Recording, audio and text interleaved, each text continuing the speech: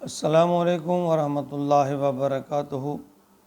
بہت ہی پیارے سامعین و ناظرین، میں غلام مصطفیٰ اپنے چینل پیام اسلام سے آپ سے مخاطب۔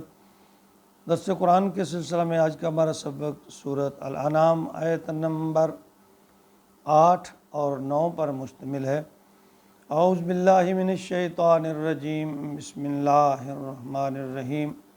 وقالوا لولا انزل علیہ ملک ولو انزلنا ملکا لقضی الامر ثم لا ينظرون ولو جعلناه ملکا لجعلناه رجلا ولبسنا علیہم ما یلبسون۔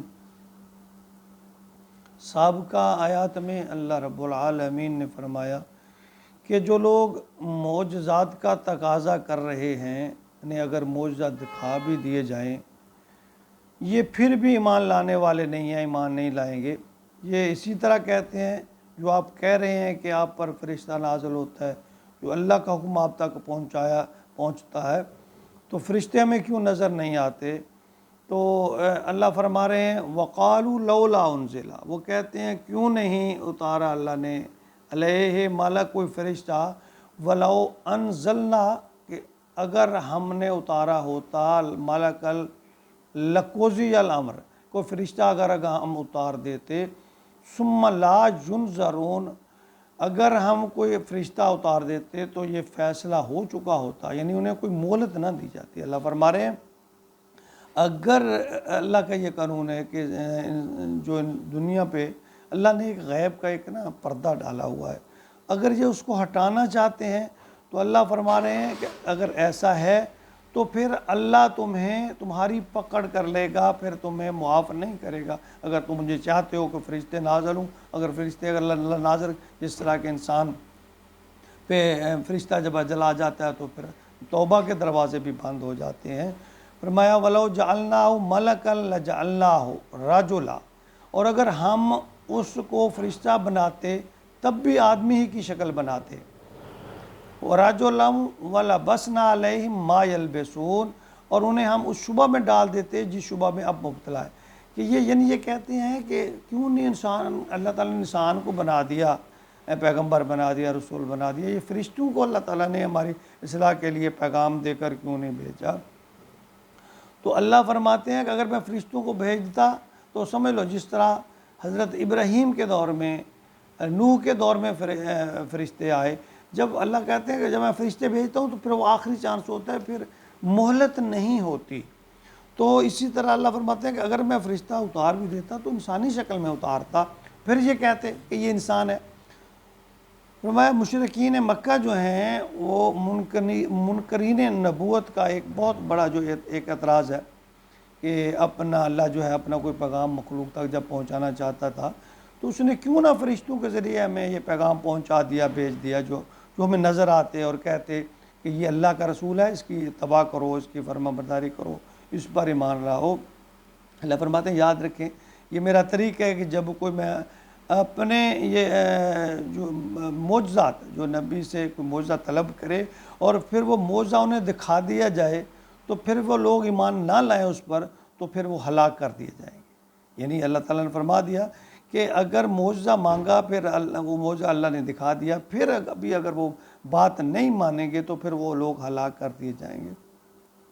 اللہ تعالیٰ نے بندوں کے لیے آدم سے لے کر نبی آخر الزمان تک جتنے انبیاء رسول بھیجے ہیں وہ سب کے سب انسان تھے۔ یعنی فرشتوں کو اگر بنا کر بھیجتا ہے تو یہ ہے کہ مختلف حالات میں جو انسان کی جذباتی کیفیات ہوتی ہیں وہ فرشتے ان سے آ رہی ہیں، وہ اس کو نہیں سمجھ سکتے، تو کھانے پینے ہر چیز سے آ رہی ہیں، ان کی زبان، ان کی گفتگو انسان کی سمجھ سے بالا تر ہوتی۔ تو ایسی صورت میں پھر ہدایت اور رہنمائی پھر کیسے ہو سکتی تھی؟ وہ کس طرح اس فریضوں کو ادا کر سکتے تھے؟ سورۃ آل عمران آیت نمبر 164 میں اللہ رب العالمین فرماتے ہیں لَقَدْ مَنَّ اللَّهُ عَلَى الْمُؤْمِنِينَ إِذْ بَعَثَ فِيهِمْ رَسُولًا مِنْ أَنفُسِهِمْ، بے شک تحقیق میں نے مومنین پر بہت بڑا انعام کیا ہے کہ میں نے انہی میں سے رسول بھیجا۔ یعنی یہ انعام ہے کہ اللہ نے ہمارے اندر ہی سے اس انسان کو، ہمارے پاس یہ بہانے ہوتے کہ فرشتے عمل کر سکتے ہیں، فرشتے یہ کام کر سکتے ہیں، ہم نہیں کر سکتے، ہمیں پیٹ لگا ہوا، ہم نے سونا کام کرنا ہے۔ تو اس طرح اللہ تعالیٰ نے یہ حجت تمام کی ہے۔ یہ جو انعام ہے، یہ برکت و فضل ہے، انسان کے حصے میں آیا کہ وہ اللہ کا نائب ہے۔ اس کے لیے ہدایت کے لیے اللہ تعالیٰ نے انہی میں سے بشر کو ہدایت کے لیے چنا ہے۔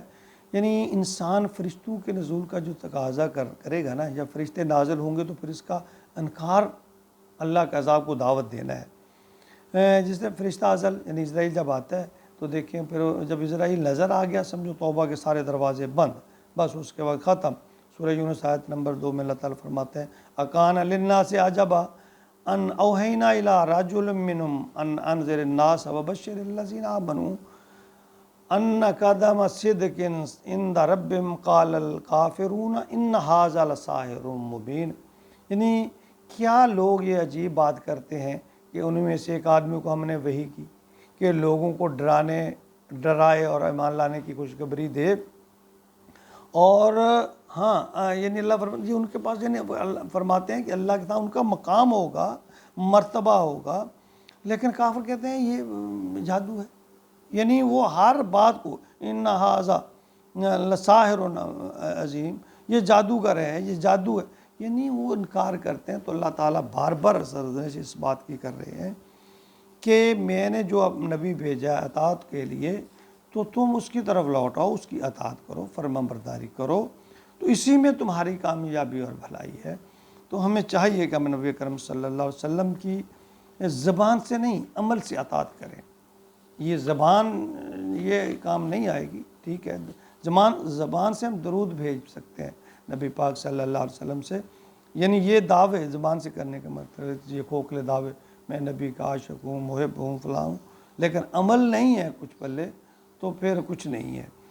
عمل ہی ہے جو نجات کا ذریعہ بنے گا، اور عمل یہ ہے کہ ہم نبی اکرم صلی اللہ علیہ وسلم کی سنت کے مطابق اپنے زندگی کو ڈالیں اور سنت کے مطابق عمل کریں، زندگی دین اور دنیا دونوں میں نبی پاک صلی اللہ علیہ وسلم کے طریقوں کو اپنائیں۔ تو یہی کا فلاح اور کامیابی کا رستہ ہے اور ذریعہ ہے، اللہ کی رضا کا ذریعہ ہے اور سرخروئی اور کامیابی کا رستہ ہے۔ اللہ تعالیٰ ہمیں صراط مستقیم پر چلنے کی توفیق عطا فرمائے، آمین۔